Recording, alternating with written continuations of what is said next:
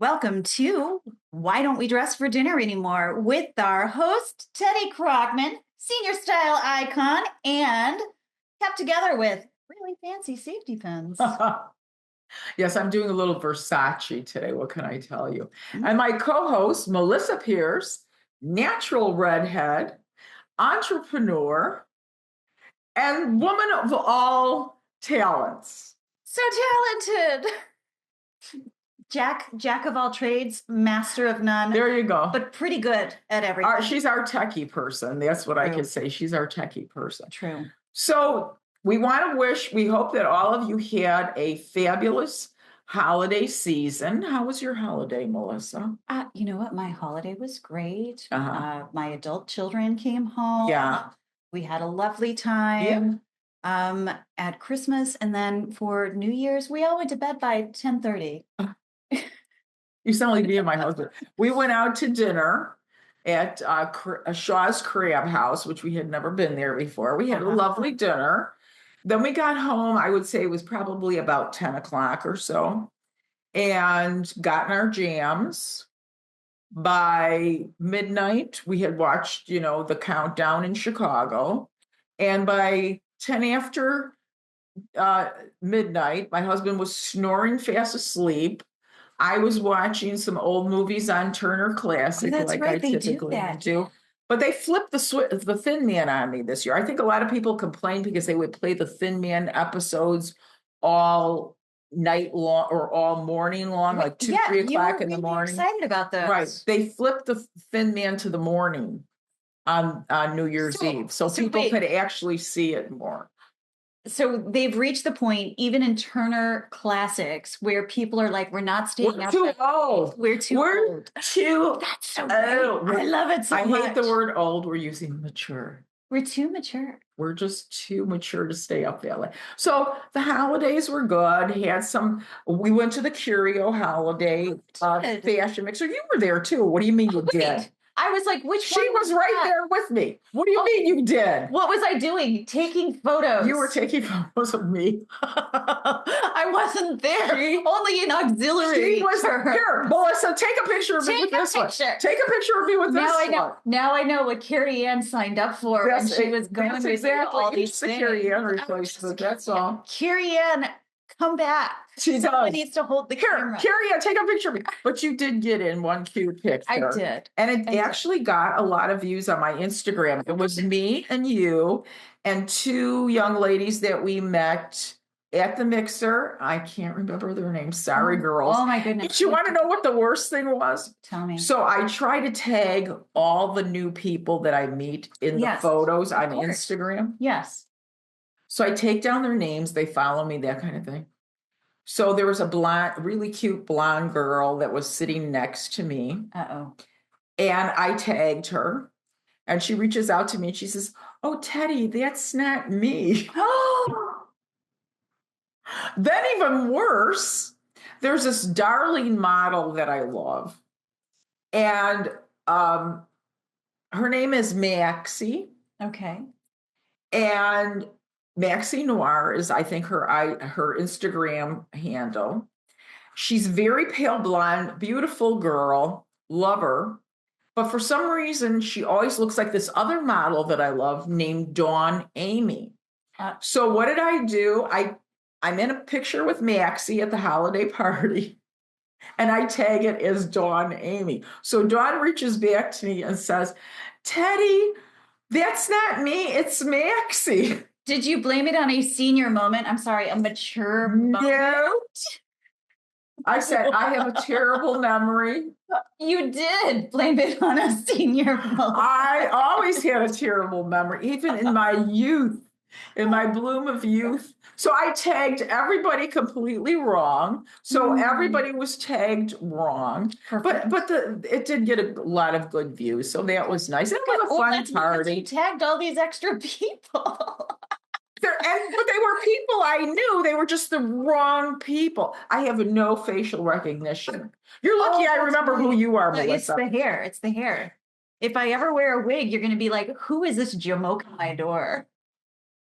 We have to do that, a wig show. You know what? I always think about doing it, and then I was like, how will people recognize me? That's okay. A closet full of we wigs. got to do a wig show. We're definitely going to do a wig show because it really changes the way you look. Your hairdo can completely transform your face. And there's Myrtle, get down. My daughter. Myrtle thought I had something for her because I have my hands out here under the table. No, Myrtle, there's no treats for you. Now knock it off. I have no treats. Okay. All right. So it was great. We're excited to start doing the show again. Happy New Year, everyone. Yeah, Happy New Year from Why Don't We Dress for Dinner Anymore? Which brings me to the next topic, Melissa. Which is? We would like to let all of you know that although we are going to continue with our fashion roots and continue to discuss the psychology of fashion and the history of fashion, we've decided, Melissa and I, have decided to broaden the concept of why don't we dress for dinner anymore to include changes other than why have we changed the way we dress. So we're going to talk about changes that are maybe seem outside the realm of fashion, but actually influence the way we dress, like socioeconomic change. Right. We're going to look at all of those changes, all of the things that actually do influence how we dress. Right. Ultimately, they do. They filter down through the system. Well, certainly. I mean, who are we talking to? And I know you have something you really want to talk about. You were very excited about it. But it was Brittany, the Why Not Petites, where she was talking about the socioeconomic choices she had to make in order to dress up. She's like, well, if I want to wear something cute, all I can afford is something off of Temu or Shine. Or vintage or something like that. Or vintage. And she was like, well, those first two options, that's not a good choice for me. Right. So she would rather not dress up at all. Right. So that socioeconomic choice changes her fashion. Right. And that's why she's not dressing up. She's like, I'd rather dress down and have people know that I'm thinking sustainably. Right. So it was like a really interesting The sustainability is a big impact on people's choice for clothing. A lot of people are not opting to go fast fashion because they feel it's going to, pollute our environment in the landfills or, whatever. There's a lot of things that are impacting people's ability to buy better constructed clothes. Right. And also they're just kind of exhausted. Exhausted. We have so much choice and the trends try to move so fast now, especially with social media and how they tear through everything. People are exhausted making those choices. Right. And I think that Jess Crane also brought that up on one of our podcasts as well, too. She says, you're just so inundated with so many choices on social media. You're flipping through social media and this one is showing that and that one's showing this and there's this and there's that. And it gets to the point where you have so many choices that you just become overwhelmed and kind of close down and think, I don't want to make any choices. I'm just going to wear the same stuff that I'm comfortable in, that I've had.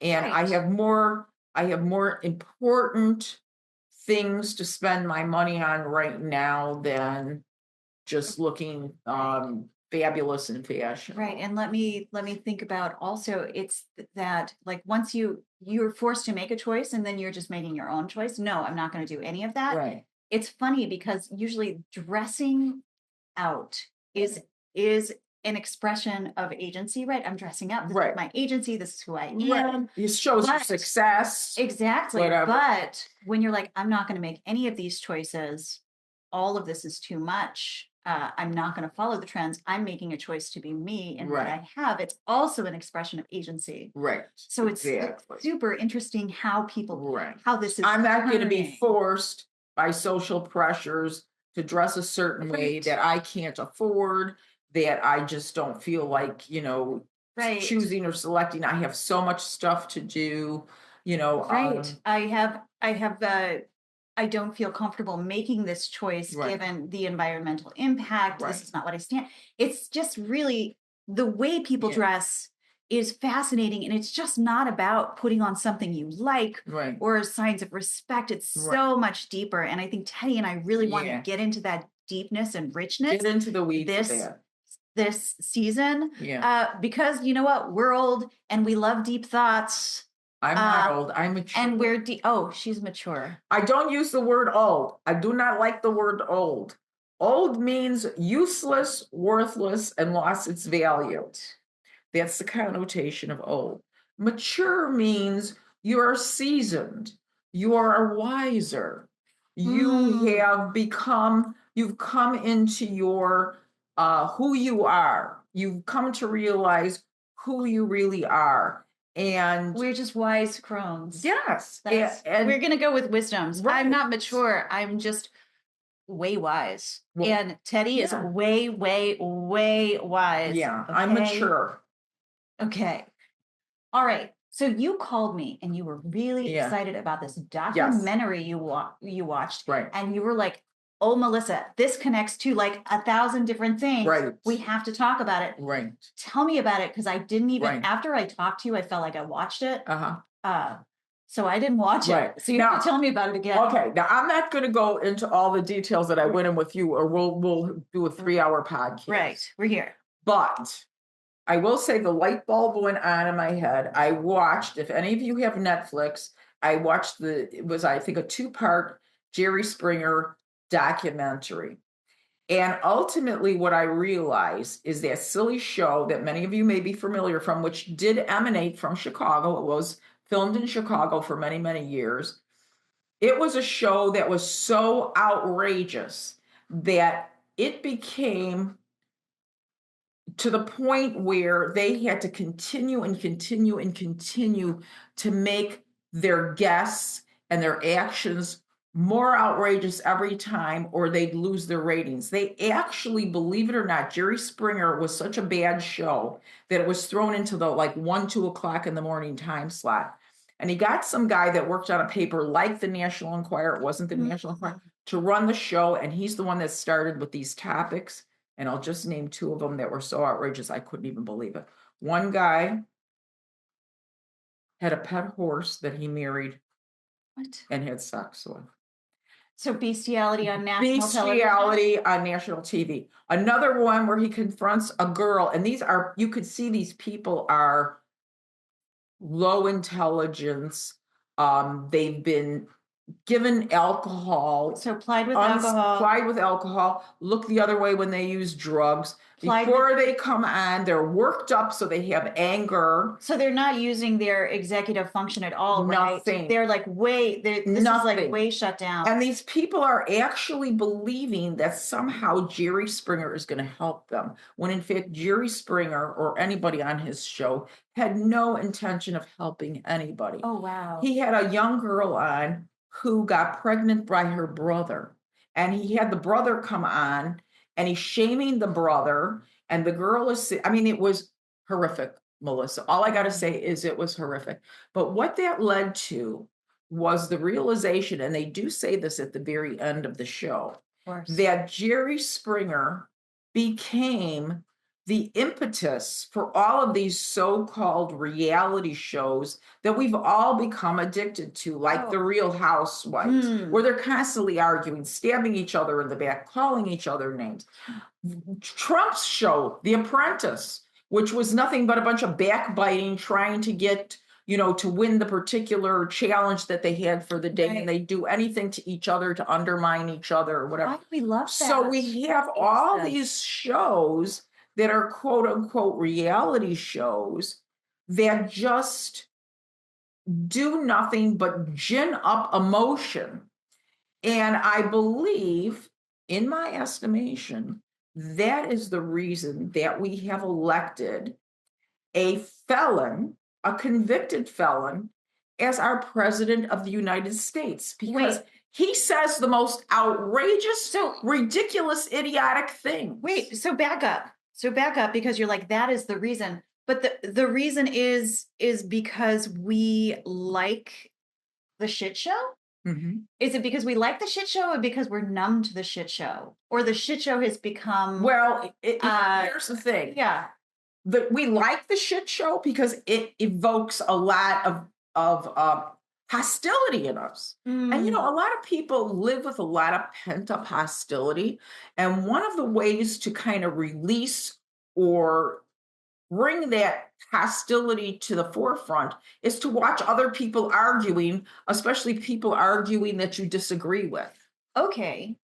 So yes, okay, there's an escape into an emotion that you're allowed to express. It's like watching revenge. It's vicarious. Right. People love watching revenge fantasies because they don't do it in their real life and they need an outlet. But these women on TV, for example, housewives, are all yelling at each other and screaming at each other and backbiting and talking about each other. Right. It's this like super narcissism. Right. And we look at them and we judge them and we think, oh, how much better we are.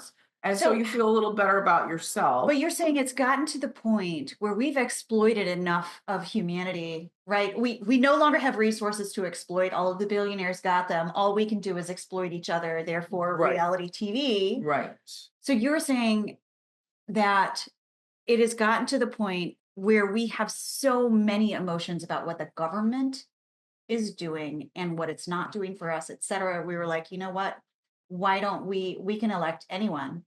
Well, it could be and like not only that, but this reality TV star. Trump is getting away saying things that no other presidential candidate in history would get away with. But don't forget, he was a reality star. He was a reality star. So a lot of people, hear people. And he was a reality star who, like, we elected someone who totally squandered his family fortune. Absolutely. He went bankrupt 4 times. He's squandered it. We're like, why don't we have this guy run the country? Yes. He has no governmental experience. He even went bankrupt in a casino where everybody makes money in a casino. The odds are 90 to 10. I know you don't want to remember it, but he does have government experience. He was president for 4 years. No, but before that he wasn't, and we elected him. I didn't elect him. Well, I didn't either, but I'm just saying we as a people elected him. Well, somebody elected him, and it certainly wasn't the majority either time, but someone is disaffected. I'm like, wasn't WWE like really popular before Jerry Springer? They got the chair, Jerry Springer, Vince McMahon. Yeah, Vince McMahon is one of Donald Trump's best friends. Donald Trump was on the WWE. Yes. Donald Trump is appointing Vince McMahon's wife. I can't. To a cabinet position. Okay. Like the next election, though, you have to understand it is such a joke now that the next election, I may also vote for a joke if I'm even allowed to vote anymore, because this is, what the hell? I'm like, oh, maybe Donald Trump will die. And then I was like, no, then his vice president. JD Vance. Oh, there is no way in hell. No. Holy. Holy. So you're saying Jerry Springer is partially to was a springboard for absurd TV, and we've become so addicted. The word I would use is not inured. We have not become inured to. We have become addicted to this quote unquote reality based backbiting, name calling. Because more and more, we need the more drama we have here, then we need it to keep being heightened and heightened and heightened and heightened. And Trump understands that, and he knows how to play that. Right. So you're saying this is basically television gamified our limbic system. Yes. Yes. Absolutely. It just like is our emotional system. We're never regulated because what we just want that next more and more. It's like a hit. It's like a drug hit. So then all of these, I see these ads sometimes, the dopamine, what is it, detox? And this is what this is about, is stopping this. And like, we need more dopamine hits in our brain. More fights we need to watch. I'm telling you, Melissa, I hate watching fights. But here's the thing. I am not proud of this. But this is give you an example of the progression of how we need more and more and more of this hostility and stuff to kind of, gin up our brains.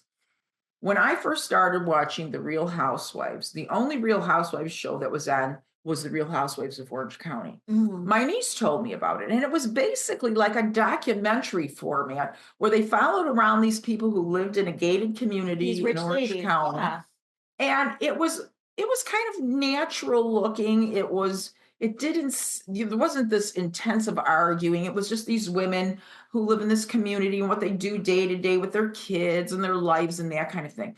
But as it started to change cast members, it became more and more contentious, more and more where they have like these little cameos where they talk to the camera and they talk against each other. And so they kept ramping it up more and more and more. And as you watched it, because you were used to these characters, you had an investment in these characters. It was almost like a car accident that you can't take your eyes off of.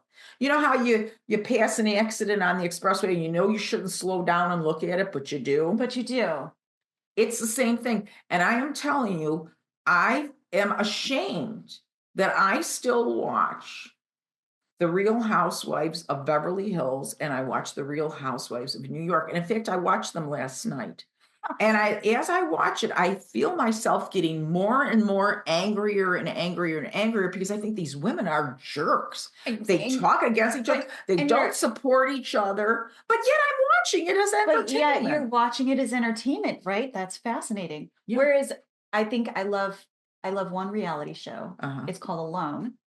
And guess what? All of the contestants are alone the whole time. We're just watching them like fend for themselves to try to win this big pot of money in like a survivalist thing. Oh my God. Well, why do you think Squid Games is so popular? I'm scared to death of Squid Games. I don't want to, so I don't watch those, right? Like Michael and I will watch. Oh, we watch Squid Games. We will watch Love is Blind up until the point where everyone who's going to pairs off before they leave to go to the shit show. Yeah. Like we'll watch it when everyone falls in love. And I'm like, okay, I'm done. I'll read the. You want the happy ending. I need the happy. See me, I'll watch them jump right off the cliff. So what I'm saying, although I did not vote for Trump, I voted for Kamala. In fact, I voted for Kamala the first time around in the primary. I also voted for Kamala in the primary. Yes. But what I'm saying is, if people like us, who we still hang on to our principles, we want a president who we feel has some self-esteem, who has some respect for the government, who has some respect for the people, who is going to be the president of all people, as opposed to Trump, who only helps the red states and he punishes the blue states. I do want to push back only because the people I know who voted for Trump are also very principled. They just picked an idiot. No, here's the thing. At least my friends that voted for Trump, this is what they'll say. Oh, he's just all full of that baloney. He doesn't really mean it. He's not going to follow through. So they cherry pick. They cherry pick what they like, what he says, and then they dismiss all the other stuff. Sure. And to some extent, a lot of us do that. And I do remember this. I remember my friend telling me once, she's like, Hillary's going to take all our guns. Trump is just an obnoxious businessman. And I was like, what? There you go. So what is that? Like false equivalency. Yes. Yeah. Hillary's going to take our guns. She's guns. Yeah. You can't help it. Hillary, the big shooter.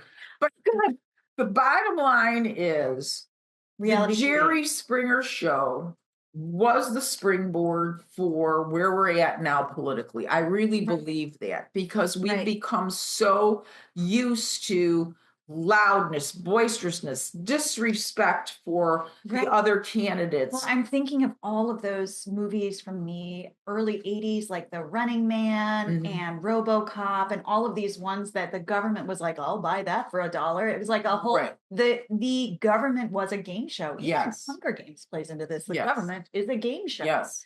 And that's right. I feel like we are there. We are there. We are there. And so what Melissa and I would like to discuss in our next episode coming up is, so what does that mean as far as the way we dress? What does that mean as far as the way we consume fashion? What does that mean as far as the direction of fashion? What are all these political implications that are coming at us right now? What are they? How are they going to impact? They're going to impact us socioeconomically. We know that. Certainly. I mean, we're all already socioeconomically impacted. It's going to impact the way we look at style because viewpoints, conservative viewpoints, are going to shape us. And there's going to be a lot of backlash against those things as Right, well. exactly. And so there may be kind of protest kind of wear, Right. you know. This is why I'm looking forward to Scotty's fashion show. Mhm. This is why I love looking at Jordan's Instagram, Mhm. and all of these people on this spectrum of gender and sexual fluidity. Yeah. Because their rebellion is so delicious. Well, as long as you brought up Scotty, I want to give a little promo to Scotty. Scotty's got a fashion show coming up on Friday, January 31st. Excellent, right? It's going to be, if you're in the Chicagoland area, it's going to be at the Stan Mansion. And I have to tell you the name of I think this is very important. The name of his fashion show is called What is Love? I love it. I love it. So we're talking about hate right now, right? We are. And Scotty is bringing love back into the picture. And what even is it? What does it mean? What is love? Yes. And I think, I'm assuming in his fashion show, he's going to have people dressed in different expressions of love. Of what that means. Yeah. I love that. That's bringing in his therapeutic work. Right. That is bringing in his life experience. Right. That is bringing in his love of fashion, etc. I am here for it. So we're going to the What is Love fashion show. Oh, I won't forget that we're going because I'm going to find someone else to take the pictures. Here, take a picture of me with Scotty together because it's going to be fantastic. Yeah, it will. It's going to be fantastic. It's going to be really great. And I think it's going to be, knowing Scotty, I'm sure, because Scotty has tackled harder issues in some of his other fashion shows too. They have. They did sustainability. They did recycling. And then Scotty, just when we interviewed them, just like the breadth of understanding of the psychology of fashion, to interject more love into it is going to be great. Because I'm sitting here looking at you. I'm like, oh, you're watching a lot of reality TV. How big is your amygdala now? Like, what are you like? Are we getting ready to? I get too worked up now. That's the thing. I have to wean myself off of these horrid reality shows that I watch, because I've become addicted to the anger that I feel after I watch these shows. So I think our next episode is going to incorporate, now how does that affect the way we dress? How does that affect the way we dress? way we interact in society with each other? Something that I'm really interested in, like just the emotionality of anger, right? Because it's usually the indicator that you want something better. Yes. And either people guilt themselves for feeling angry and they come way down here, or they figure out what it is they need and they make a change. Well, you know what the thing is with me? I think my addiction to these Real Housewives, it's because you're not working anymore, so you have because I always used to watch them. Okay. But I think what it makes me, because I've become to the point where I know these shows are totally asinine. And, I want to watch a show where women support each other, women uplift each other. And this is the antithesis of that, right? But I think what keeps me watching is these are very, very wealthy women. And I think because people are having such a difficult time economically, especially young people, I think, to me, I get some satisfaction of watching these women who have money and can buy anything they want, and yet they're still miserable. And so it gives me a little bit of satisfaction to know, even with all your damn money and your influence and your power and your access to things, you're still damn miserable. You're still backbiting. You don't support each other. You don't lift each other up. And maybe it gives me some kind of vicarious feeling that I'm getting back at them. Wow. Because you watch this and they humiliate themselves. Are you saying that the American ideal that has told us that all of us have a purpose in life, that all of us need to be productive at all times, otherwise we are worth nothing, right? And that everyone is a secret millionaire who's just down on his luck, right? That's bullshit. Is some bullshit, and people are people, and they will do anything to be seen. Perfect. That's the perfect wrap up to this show. So stay tuned because our next episode will be even more stimulating and will bring this whole topic back down to around Our next why we dress the way we do. Right. Our next buddy episode. We might have some episodes in between those. Yes, we've got some good guests coming up. In fact, we're going to be interviewing Diane Gilman, the Queen of Jeans. Queen of Jeans. Why was she the Queen of Jeans? Because she was the biggest selling tele-retailer in history. She sold the most pair of jeans in history on television. So we want in 1 year, she sold over $100 million in jeans. And you know what? She catered to every size you can think of, which we're going to talk to about Diane even more. We're going to talk to Diane. We have Monica Corcoran Harrell, who is an award-winning journalist, puts out a great newsletter with great fashion tips, beauty tips, but also gives little tidbits about her life living as a woman in her 50s and talking about the maturing process and all that kind of stuff. Really good newsletter that's for free. You can get it online. So we're going to be talking to Monica about that. So we've got some really great guests. We also have a physician coming on probably next month sometime. Her name is Astrid Palka. She lives in Switzerland. She is a beautiful cover girl in her 50s. She was recently on the cover of Harper's Bazaar USA. Yeah, I saw that. She's been on multiple magazine covers, but she's also a physician, a working physician. That's wild, and I love it. Yeah. I want more stories of people who are absolutely glamorous, right? Who have, but brains. They have professions. Yes, we're talking to very, very smart women. Not that glamorous women don't have brains, but I like it when it's the perception that they don't really. But they isn't contain multitudes, and they are not afraid to let us know. Right. So, Teddy, I have a question for you. What? Why don't we dress for dinner anymore? I don't know, Melissa. Why don't we? We did it. That's it. Oh.